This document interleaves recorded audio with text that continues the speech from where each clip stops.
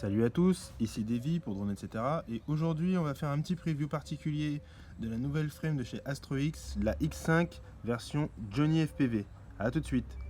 Alors comme vous le remarquez, cette vidéo n'a pas le format et la qualité habituelle puisque je la filme avec mon iPhone puisque je suis en vacances. Donc j'ai pas mon matos habituel et surtout j'ai pas mon ordinateur pour monter les vidéos. Donc voilà, c'est plus simple de le faire avec le téléphone, avec un petit soft, etc. Donc désolé, la qualité de l'image et surtout du son va certainement être très différent de d'habitude. Mais voilà, en tout cas, le contenu est le plus important sera là. Je pense que c'est intéressant quand même de partager sur cette nouvelle frame qui, je pense, est assez intéressante. Donc voilà, on enchaîne tout de suite sur le contenu du package.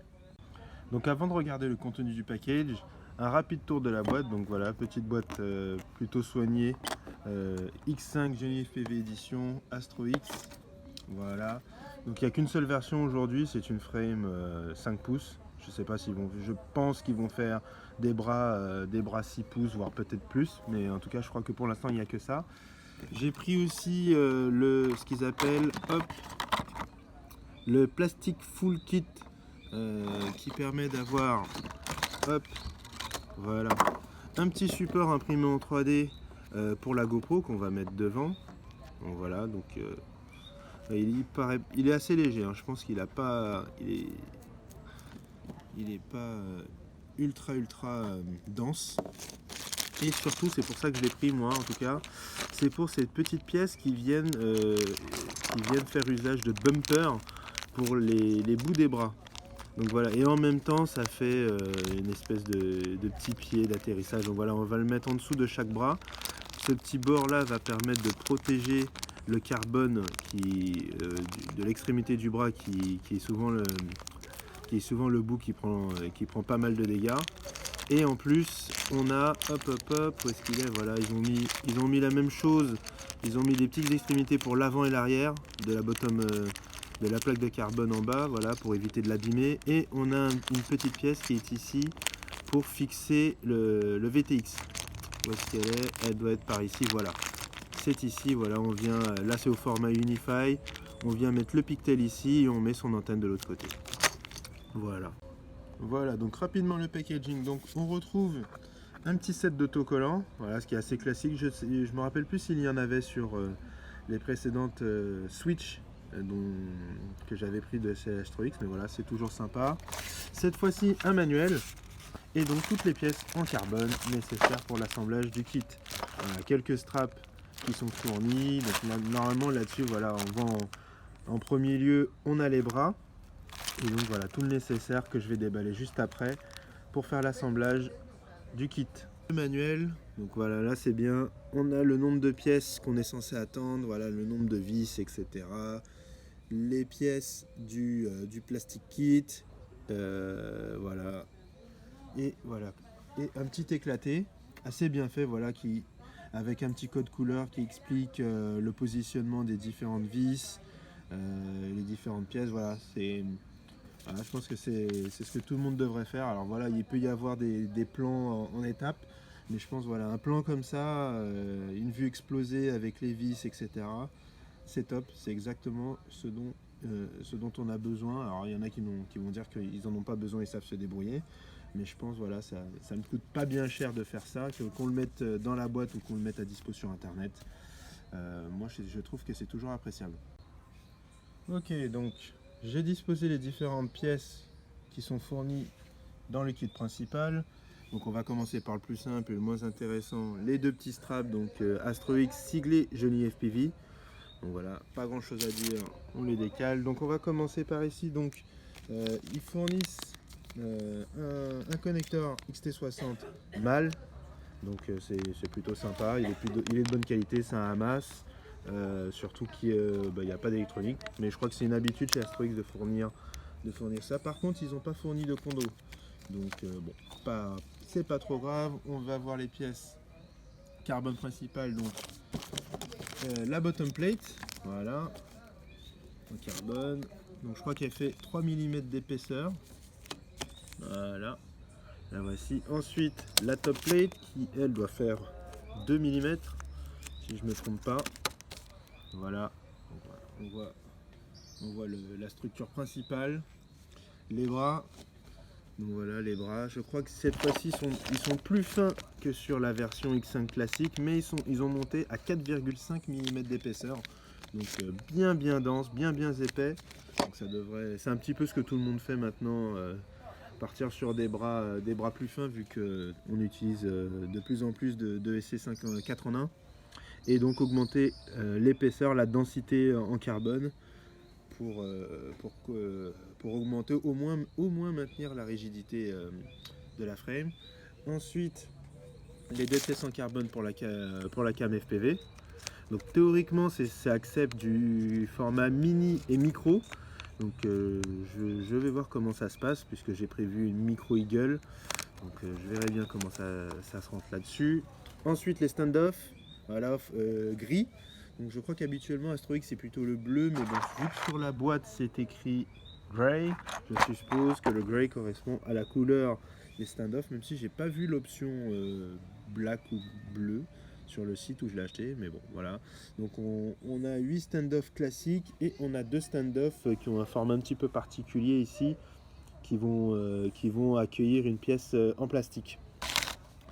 Voilà le petit pad pour la batterie, voilà, le petit pad absorbant. C'est pas un pad style Umagrip avec des matières un petit peu qui accrochent, voilà, c'est juste un pad assez épais, voilà, qui amortit, qui va venir amortir pour la batterie.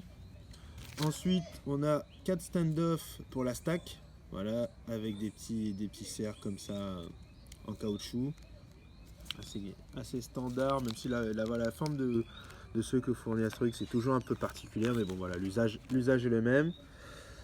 On a la plate centrale qui va permettre de prendre en sandwich avec la bottom plate les bras. Donc voilà. On voit que les circuits sont déjà positionnés, ce qui n'était pas le cas sur la Switch. Donc je pense que c'est une bonne chose pour tous ceux qui galèrent un peu et qui peuvent abîmer potentiellement le matériel. Voilà, c'est fait, c'est encore plus rapide. Et ici, le petit paquet de visseries. Donc il n'y en a pas beaucoup. Il y en a même moins, je pense, si je me rappelle bien, par rapport à la Switch. Donc voilà. On a fait le tour complet du kit. Voilà, du coup, avant de passer à l'assemblage, que je ne vais pas montrer, je vais directement montrer la frame assemblée, puis le montage complet, mais je ne montrerai pas les étapes. Je vais rapidement vous montrer ce que je compte mettre en termes de build là-dessus, puisque j'ai tout commandé en même temps. Donc voilà, au niveau des moteurs, donc on a les X-Nova 2207 en 2500 kV V2. Donc voilà, c'est la première fois que je prends des X-Nova et ils ont plutôt bonne réputation. Donc je me suis dit voilà, pourquoi pas, tentons ces X-Nova. Voilà, le pack de 4, assez bien présenté. Voilà, X-Nova qui est plutôt une marque connue dans le monde des hélicoptères. Mais voilà, du coup, je pense qu'ils savent bien faire des moteurs. Ensuite, niveau ESC, Lobby Wing 4 en 1 BLI 32. Donc voilà, je pense que lui, c'est l'une des valeurs sûres du moment. Avec le Econ et le Airbot. Donc le voici. Voilà. Donc je pense là-dessus, j'espère et je pense qu'il n'y aura pas trop de soucis à son niveau. Niveau réception, un Crossfire Nano, voilà, que j'ai déjà préparé et que je vais utiliser avec sa petite antenne Immortal-T. Niveau vidéo, on sera sur un Unify Pro V3, donc la version qui monte à 800 mais qui ne fonctionne qu'en 5 volts. Ça pose pas de problème puisque l'ESC fournit directement du 5 volts, donc je prendrai le 5 volts de l'ESC. Toujours sur la partie vidéo, au niveau caméra, la Rodcam Micro Eagle, comme je disais, je crois en introduction de la vidéo. Voilà, j'ai déjà 2 quads avec cette caméra et c'est pour moi tout simplement la meilleure caméra en termes de qualité, même si j'aime bien la Predator, la Foxeer Predator, qui permet vraiment d'avoir un contraste et de tout voir, que ce soit le ciel, le sol, mais je trouve quand même que la qualité d'image est meilleure. Donc quand on a un bon éclairage, une bonne qualité de lumière, la Micro Eagle aujourd'hui, il n'y a pas de concurrent. Niveau flight controller, le Helio RC Spring F4, donc là je crois que c'est la version 2, donc voilà, ils ont fait quelques améliorations. Ouais. Un petit focus sur le plastic kit, donc on voit que la plupart des pièces sont en plastique moulé, voilà, donc classique, hein. Il n'y a pas de souci, donc forcément elles sont nickel, il n'y a pas grand chose à dire, hein, voilà, c'est classique, c'est du plastique moulé, sauf le support pour la GoPro qui lui est imprimé en 3D, donc on voit très bien les filaments, voilà, c'est d'assez bonne qualité sur cette face là. Bon voilà, forcément à l'intérieur on voit la rétractation, puisque forcément pour que ce soit un bon support il est en TPU, donc un peu flexible.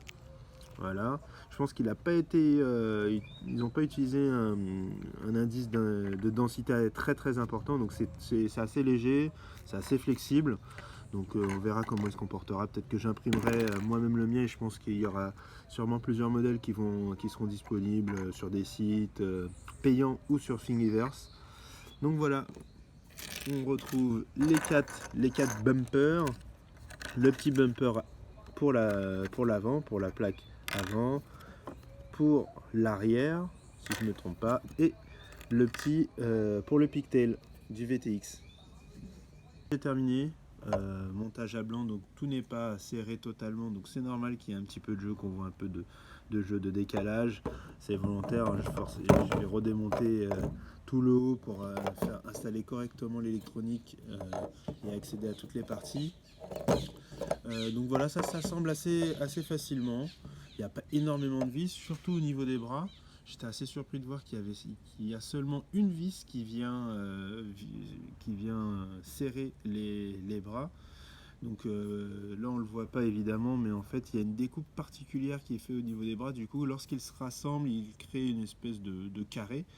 Et du coup ils font pression les uns sur les autres pour apporter de la rigidité. Et évidemment on a cette plate en carbone qui vient les prendre en sandwich avec la bottom plate, avec les petits press nuts qui étaient déjà installés et qui vont vraiment apporter une rigidité totale. Donc niveau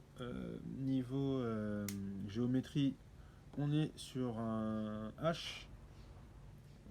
Voilà, on voit que c'est pas un X total. Je crois que c'est pas un X en tout cas. Oui, clairement c'est pas un X. On est sur un H, mais c'est pas non plus un H. Je pense qu'il n'est pas aussi prononcé que sur le rooster.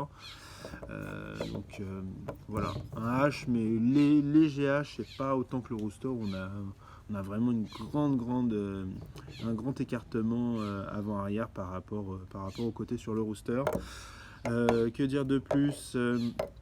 Voilà, les pièces en plastique du plastic kit sont en place. Voilà, le support pigtail, le bumper pour bottom plate en plastique moulé, injecté, pardon, arrière, l'avant. J'ai pas encore positionné, et ça va être un petit grief que j'ai là. Donc les landing skis des bumpers pour les bras. Déjà les bras font 4,5 mm d'épaisseur. Donc avec ce petit landing skid, du coup la plupart des vis qui sont fournies avec les moteurs habituellement 7 mm voire 8 n'iront pas. Sur le manuel ils précisent bien qu'il faut du M3 par 10, mais ils ne les fournissent pas. Donc voilà, il va me falloir me fournir en M3 par 10 pour pouvoir faire passer ces vis au travers de cette pièce en plastique et au travers du bras. Donc voilà, c'est quelque chose à penser dès l'achat. Évidemment, voilà le petit support pour la GoPro que j'ai déjà mis en place. Voilà, l'autre particularité, je pense, qui est bonne à noter, c'est que, et c'est la première fois que je le vois, le trou pour l'axe de moteur n'est pas complet. Donc il ne traverse pas la frame, on voit qu'il est à peu près à la moitié de l'épaisseur du bras. Donc je pense que c'est essentiellement pour apporter de la rigidité, parce qu'on voit bien que si on avait totalement percé, voilà, typiquement entre ce bout là, on doit avoir 2-3 mm, là aussi 3-4 mm, même pas. Moi je pense qu'il y a 2-3 mm. Donc clairement on voit qu'il y en aurait eu un gros point de faiblesse ici. Et d'ailleurs c'est quelque chose qui arrive pas mal dans les frames bas de gamme de chez Banggood par exemple, où ils font énormément de trous, je pense, pour donner un look ou alléger la frame, mais du coup on voit qu'il y a quelques millimètres à peine de carbone. Donc là du coup on se retrouve avec 4,5 mm de carbone globalement. Là on a à peu près la moitié, donc je pense que ça va être solide. Voilà, c'était tout pour ce montage à blanc du X5. Je vais continuer à faire quelques vidéos à chaque grosse étape de montage, voilà, moteur, ESC, etc. Et puis je terminerai quand le build sera complet. Donc voilà, point d'étape, l'électronique est raccordée et testée.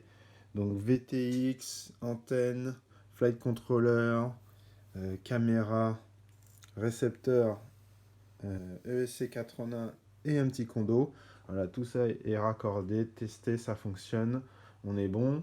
Ensuite, les moteurs ont été équipés de RaceWire, donc voilà, la soudure, les coupes sont faites, il ne manque plus qu'à raccorder les fils des moteurs sur les pads de l'ESC qui sont de l'autre côté. Donc le B-Wing a ses pads d'un seul côté.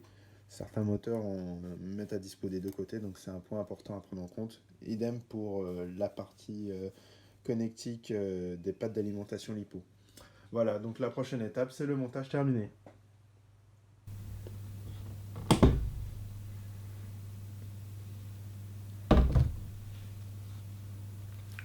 « 602 grammes. C'est pas mal pour un quad freestyle. A tout de suite. Voilà, donc avant de rentrer dans les détails, donc un petit tour d'horizon, donc les 602 grammes tout compris, donc voilà ce que ça donne. Voilà, donc c'est une frame, je trouve, même si elle a un format classique, hein, ça reste une frame type Alien, donc un bus avec des bras, donc c'est assez classique, on n'a pas un design non plus révolutionnaire. Je pense que la chose la plus innovatrice sur ce quad, c'est le nombre de vis qui rassemble les bras.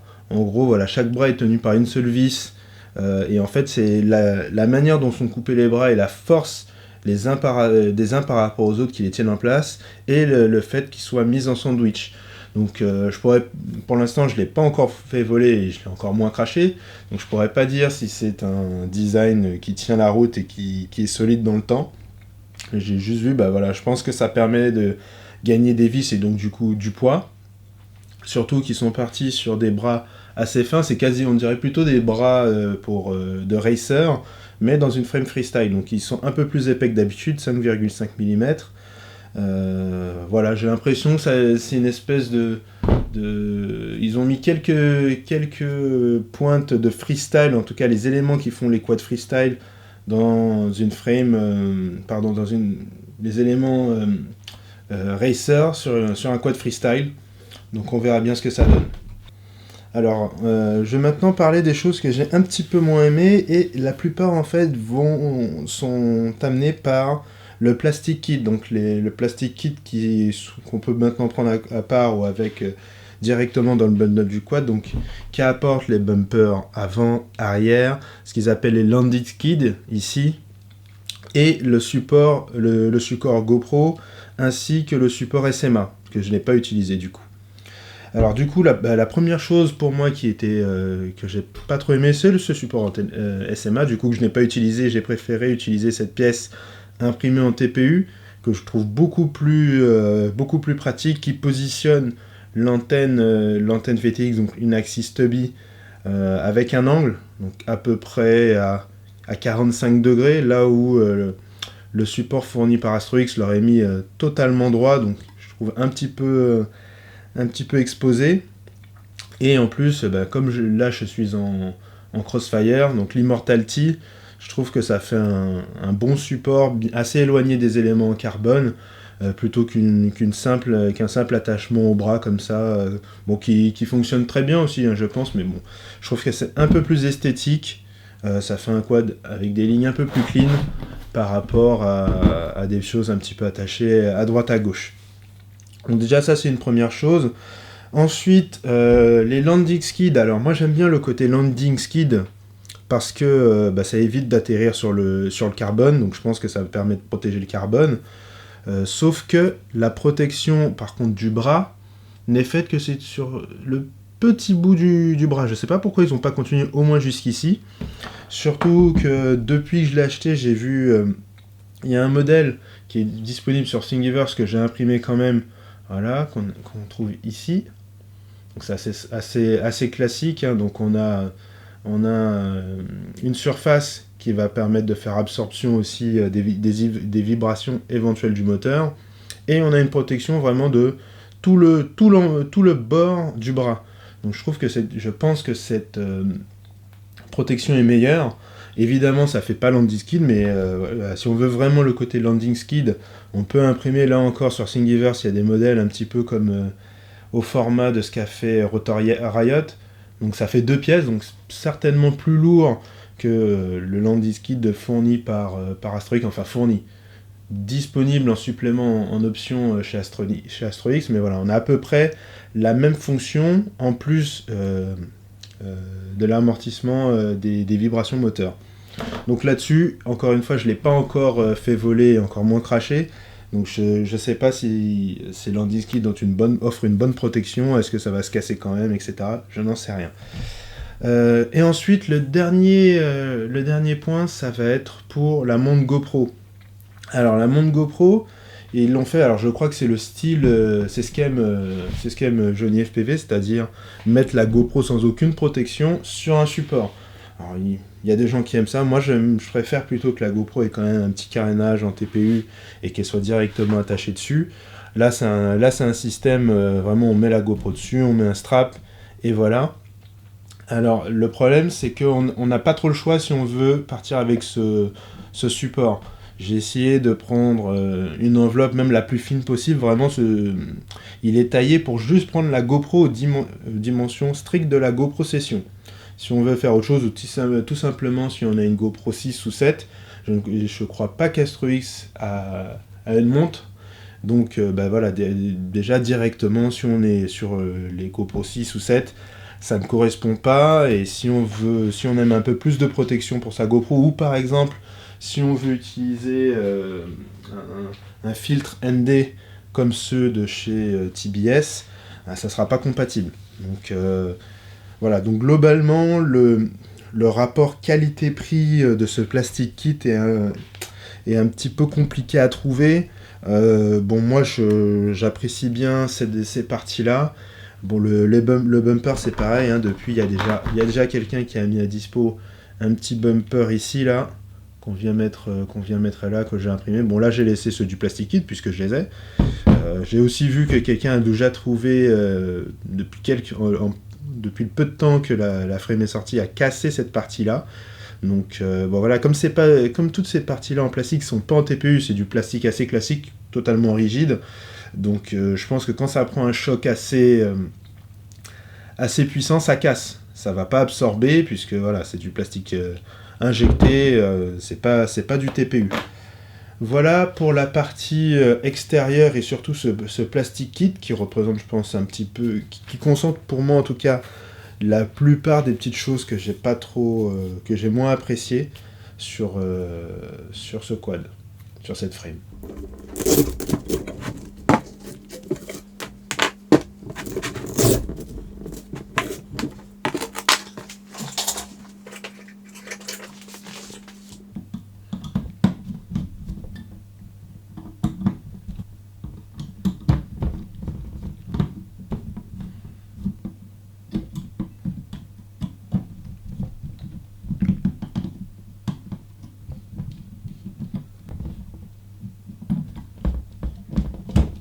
Et donc voilà l'intérieur du build. Donc si je commence du bas vers le haut, l'antenne VTX, le Crossfire, le VTX, un condo 35 volts 1000 microfarad, le récepteur, Crossfire Nano. Au niveau de l'AFC, c'est une Helio RC Spring V2.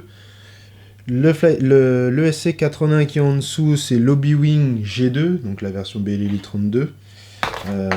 Pour l'instant, j'ai pas eu de soucis, mais évidemment, il n'a pas encore volé, mais en tout cas, il est configuré, etc. Il n'a pas explosé la première lipo, donc c'est pas trop mal. Et ensuite, la Runcam Micro Eagle, donc ça accepte plus ou moins, là aussi encore un petit bémol, ça accepte évidemment, enfin une micro passe, mais l'écartement est fait pour une mini. Donc ce qui fait que lorsqu'on met une micro, il faut prévoir, on va dire, un petit joint pour l'écartement, pour gagner quelques millimètres, pour pouvoir serrer correctement la cam micro. Évidemment, si on a un adaptateur imprimé de micro vers mini, ça le fait aussi. Mais bon, voilà, en tout cas, encore une fois, dans la description, c'est dit que ça accepte format mini et micro. Donc, effectivement, ils ont fait le trou, sauf que l'espacement est fait pour une mini. Donc, il y a quelque chose à faire pour mettre correctement une cam au format micro si on le souhaite. Donc, je pense que c'est quand même plus simple. Si la cam qu'on veut est dispo au format mini, de la mettre, c'est une frame freestyle, c'est pas les 3-4 grammes de plus qui vont poser problème. Moi, pour le coup, la Runcam Micro Eagle n'existe pas en mini. Donc voilà. Enfin, les moteurs, donc les X-Nova V2, les Lightning. Voilà. Les Lightning V2, donc en 2207 2500 kV. Donc c'est des moteurs assez classiques, donc en les manipulant, en les montant, j'ai quand même senti que les aimants étaient assez puissants. Tout ce qui est X-Nova, c'est donné comme étant des moteurs très puissants, donc je verrai encore une fois ce que ça donne. Alors là, on ne le voit plus du coup à cause des landing skids, mais ces moteurs-là, ils sont restés sur un C-clip. Au niveau du mécanisme de rétention de la cloche, ils sont pas partis sur une petite vis comme le fait la plupart des nouveaux moteurs. Donc j'ai cru voir que c'était un petit peu plus léger déjà premièrement et plus sûr, mais bon, c'est sûr que le jour où on a besoin de les démonter pour faire de la maintenance ou pour les nettoyer, les C-clips c'est un petit peu l'horreur. Donc voilà. Sinon, au niveau du moteur, alors je pense qu'on va le voir ici. Donc, voilà. Donc là, on est sur un bobinage en une passe. Donc on est sur des fils plus gros. Et surtout, on le sent, lorsqu'on manipule le moteur, on sent que vraiment que à chaque passage, c'est puissant. Les encoches, on les sent bien. Donc je pense qu'on sera sur un moteur assez coupleux, assez puissant et j'espère surtout fiable et endurant. Voilà, j'ai fini ce tour d'horizon de mon build du X5 Genève PV Edition de chez Astro X. Voilà à peu près voilà mon état de pensée et ce que j'ai ressenti en le montant, l'équipant et tout ça évidemment avant de l'avoir fait voler, mais là il est totalement configuré. Donc voilà, globalement pour moi on est sur un châssis quand même assez standard au format bus, même s'il y a pas mal de petites innovations au niveau des bras, au niveau de l'attachement, donc du coup ça fait un quad un peu plus léger, un peu plus élégant aussi, avec cette forme de top plate qui vient se rétrécir vers l'arrière. Je pense pas que ça change grand chose honnêtement au niveau des sensations et des qualités de vol. Mais bon voilà, c'est quand même assez intéressant. Mine de rien, le format châssis, le format bus, même s'il y a tout un tas de quads qui viennent avec des formes très particulières, ça reste quand même le format le plus plébiscité. On monte à peu près ce qu'on veut comme électronique là-dedans, il y a de la place pour mettre à peu près tout ce qu'on veut. Là je peux placer tout un doigt ici, donc j'aurais éventuellement pu mettre d'autres choses. J'ai encore de la place entre la caméra et la stack. C'est là-dessus qu'il y aura le buzzer V-Fly. Donc voilà, on peut mettre ce qu'on veut. Et on fera une vidéo d'ici quelques mois de feedback pour voir un petit peu s'il y a des choses qui ont cassé, si ça vole bien, etc. Voilà, je vous remercie d'avoir suivi cette vidéo. C'était Davy pour Drone, etc. À bientôt.